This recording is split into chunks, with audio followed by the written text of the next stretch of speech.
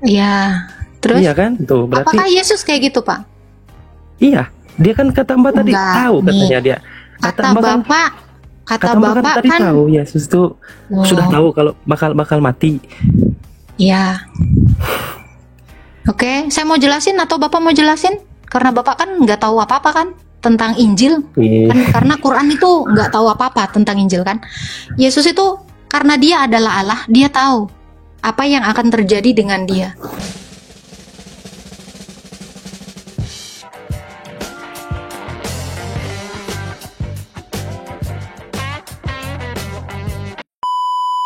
Anda nanya tapi Anda merocos terus. Oke, definisi bunuh diri ya. Oke, bunuh diri itu definisi bunuh diri. Ya, apa? Ya. Satu, memang dengan tangan sendiri. Kedua, itu melakukan hal bodoh. Sudah tahu ada bom, kenapa kita ke situ bunuh diri kan? Oke, Mbak, begini, Mbak, di depan rumah Mbak ada bom. Udah tahu ada bom, kenapa Mbak keluar terus diinjak? Itu bukannya apa namanya, konyol ya? Iya. Terus? Iya kan? Tuh, berarti apakah Yesus kayak gitu, Pak? Iya. Dia kan kata Mbak tadi tahu katanya dia. Kata Bapak, kata Bapak kan tadi tahu Yesus tuh sudah tahu kalau bakal mati. Iya. Oke, saya mau jelasin atau Bapak mau jelasin? Karena Bapak kan nggak tahu apa-apa kan tentang Injil. Kan, karena Quran itu nggak tahu apa-apa tentang Injil kan. Yesus itu karena dia adalah Allah, dia tahu apa yang akan terjadi dengan dia. Bapak tahu nggak kenapa dia itu bukan datang nginjak ranjau bunuh diri. Dia datang ke dunia, dia melakukan banyak mukjizat, dan ketika orang Farisi menanyakan dia, siapakah engkau? Dia mengaku Allah. Karena dia mengaku Allah lah, makanya apa? Orang-orang Farisi bersekongkol untuk menyalibkan dia. Jadi dia bukan datang, ayo salib aku, bukan. Mbak, kan tadi saya udah bilang, dia itu adalah Allah. Dia itu firman yang diutus sama Bapa. Saya jelasin dulu. Saya jelasin. Anda kan umat yang nggak punya Injil. Kalian kan ngaku punya Injil Isa, menurunkan kitab Injil Isa, tapi Allah nggak tahu Injil Isa yang mana ya kan? Jadi saya kasih tahu. Jadi Yesus itu yang adalah Allah, dia maha tahu. Dia tahu masa depan di dalam kemanusiaannya dia akan disalibkan. Alasan apa dia disalib? Bukan datang dia minta sama orang Romawi, salib aku, bukan. Tetapi ketika dia melakukan pekerjaan ilahi, orang-orang mempertanyakan dia. Dan orang-orang Farisi menanyakan dia, siapakah engkau? Apakah engkau adalah Mesias anak Allah? Kamu telah mengatakannya. Loh, kamu menghujat Allah, kata dia. Karena Mesias anak Allah, itu sudah pasti Allah. Makanya orang Farisi bersekongkol dengan orang-orang Romawi yang ketika itu menjajah mereka untuk menyalibkan dia. Jadi, bukan Yesus itu datang nginjak ranjau.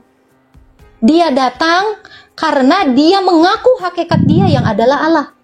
Iya, tapi lalu dia udah orang-orang menyalibkan dia. Sebentar, lalu orang-orang menyalibkan dia. Apakah dengan dia mengatakan kebenaran, dia bunuh diri? Bukan. Jadi bedakan berkorban dengan bunuh diri. Bapak tahu? Sebentar. Saya kasih analogi. Analogimu tadi kan gitu, orang datang nginjak ranjau.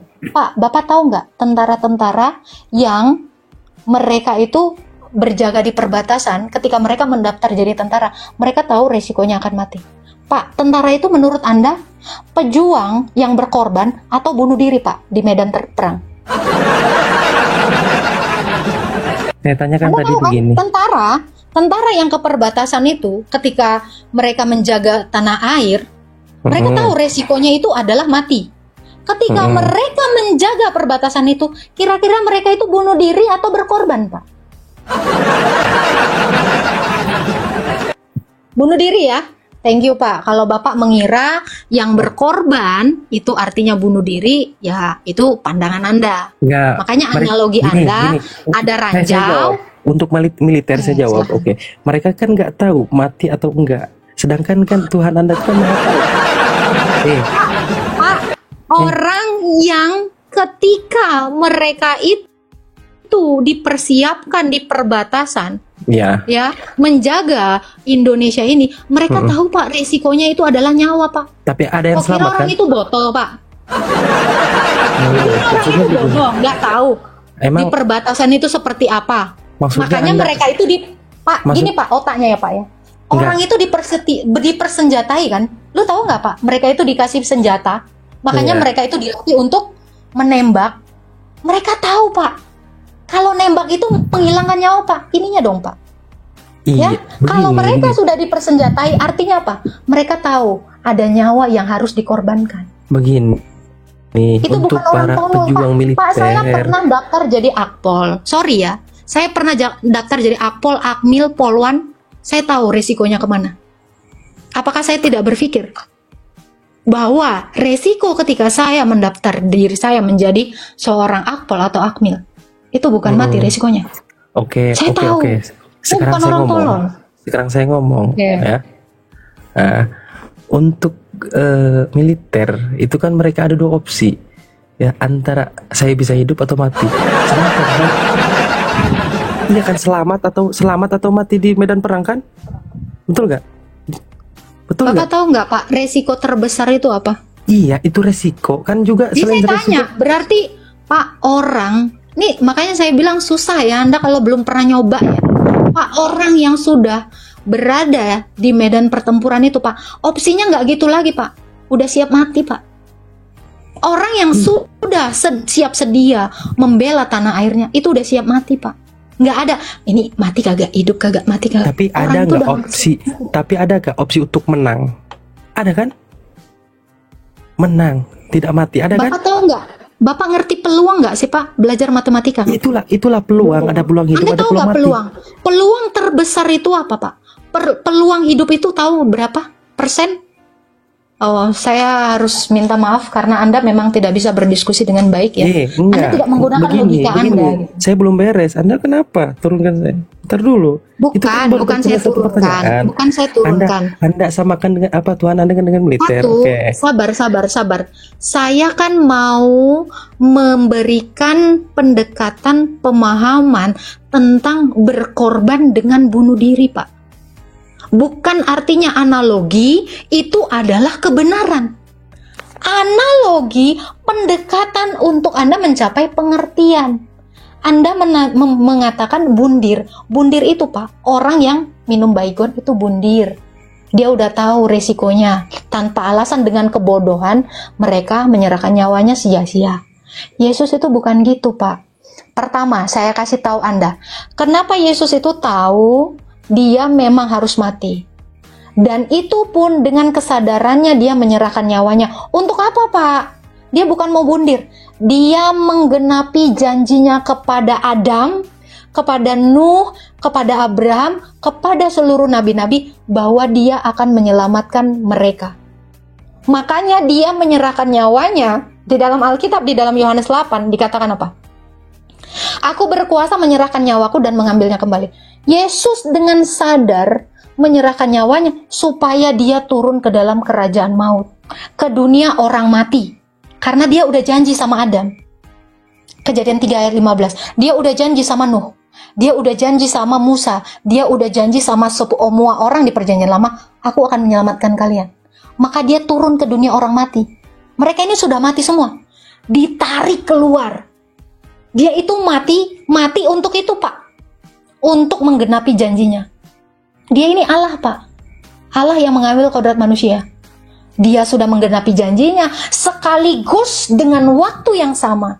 Dia membuktikan kepada orang-orang bangsa Israel ketika itu bahwa ketika dia mengaku adalah Allah, dia bangkit dari mati. Karena hanya Allah yang bisa mengalahkan kematian. Manusia utuh itu tidak ada yang bisa mengalahkan kematian. Jadi dia datang bukan untuk bunuh diri, melainkan satu, menggenapi janjinya terhadap semua nabi-nabi bahwa dia akan menyelamatkan bangsa, segala bangsa. Yang kedua, dia membuktikan bahwa kematian tidak bisa membelenggu dia. Kenapa? Karena dia tidak berdosa dan karena dia Allah. Itu jawaban saya, sesuai dengan ayat di Alkitab. Berarti untuk menggenapi ya, menggenapi janji.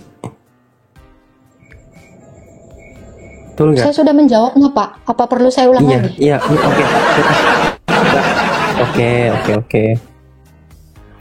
Berarti sekarang gini Pak, kalau kita orang mau Yahudi. pakai diskusi kan, tadi kan Bapak maunya diskusi kan, boleh nggak saya tanya juga di dalam iman Anda Nggak, gitu begini, ya? kan saya tadi awal Kira-kira saya mau tanya. Allah pernah nggak Pak? Nggak apa-apa, saya kan udah jawab ya, udah selesai di situ close. Sekarang saya tanya, Pak, Allah menjanjikan Anda akan dibangkitkan nggak? Kira-kira setelah mati Apa, nanti ada nggak janji Allah bahwa Allah akan membangkitkan Anda setelah mati? Ada, Mbak. Di hari kebangkitan disebut Maliki Yaumiddin. Allah itu yang memiliki raja yang memiliki hari kebangkitan, hari kemudian. Oke. Kira-kira Pak, janji itu pernah nggak dia buktikan Pak? Satu kali aja. Kan ketika belum dari terjadi zaman kiamatnya. Oh, belum ada ya? Oke. Nggak ada ya? Belum ada. Kiamat kan belum. Itu menurut Ini saya jadi teringat ya Pak. Dulu saya waktu pacaran ya. Namanya Jafar, orang Arab. Nih yang ada di bawah jangan tersinggung dulu ya. Dulu juga dia itu berjanji akan nikahi saya Pak. Tapi sampai sekarang janji itu cuma janji Pak.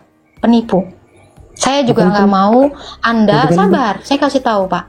Karena memang banyak yang memberi janji, tetapi yang memberi bukti itu nggak pernah ada.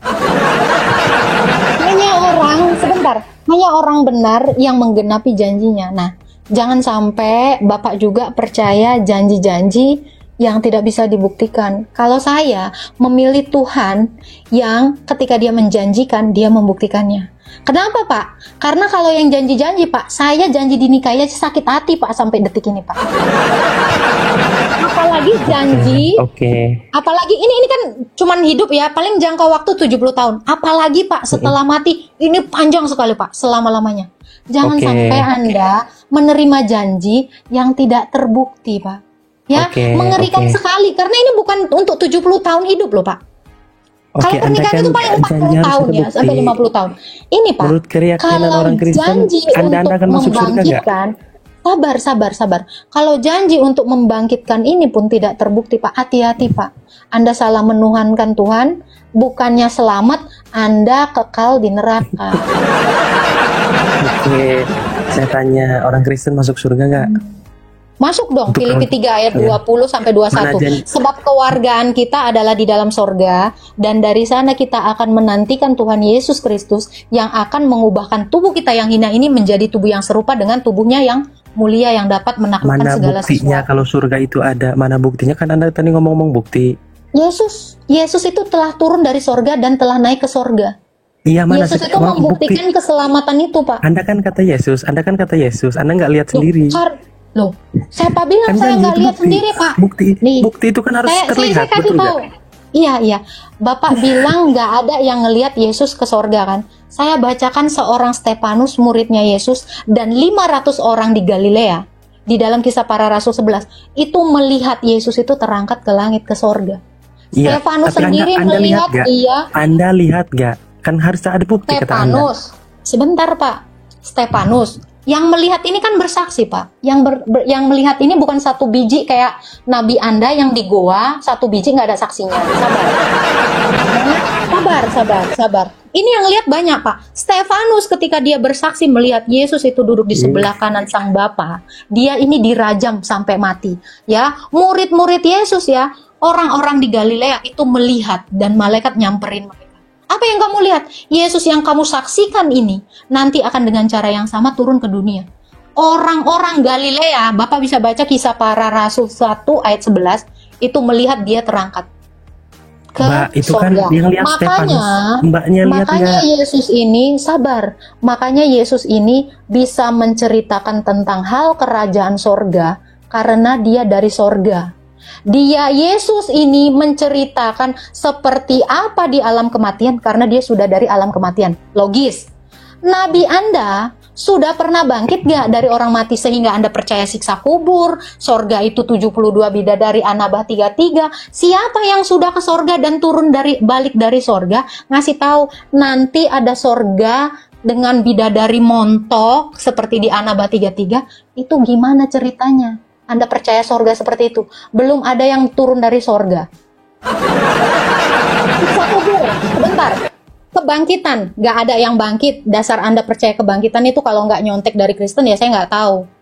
Ya, kebangkitan dasarnya nggak ada. Yang dari Yahudi, sabar. Kebangkitan dasarnya nggak ada. Siksa kubur dasarnya nggak ada. Karena sebentar, ini logika. Karena kalau Anda percaya ada siksa kubur, siapa yang udah keluar dari kuburan terus dia bilang, gua disiksa cuy, gua ditanyain cuy, man robuka? Nggak pernah ada, Pak. Ini nggak ada dasarnya. Apalagi sorga kan dengan toket tobrut. Sabar. Apalagi dengan An-Naba 33 diberikan itu kenikmatan gadis-gadis berpayudara montok. Itu siapa yang udah dari sorga ngelihat bidadari dengan dada-dada montok itu, Pak? Ini justru nggak ada dasarnya kalau Anda percaya iman katanya dari satu orang nabi yang dapat wahyu dari mimpi di goa tanpa saksi, tanpa bukti. Oke, Mbak kan ngomong tadi janji bukti. Mbak pun percaya itu dari apa? Stefanus. Mbak nggak lihat sendiri, betul nggak? Stefanus udah ngelihat. Stefanus udah ngelihat. Murid-murid Yesus udah ngelihat, itu satu. Yang kedua, Pak, Lazarus yang dibangkitkan aja, itu kan udah dari alam kubur. Dia tahu di alam kubur itu seperti apa. Nah, ini kan enak nih, ada dasar. Ada yang menyaksikan.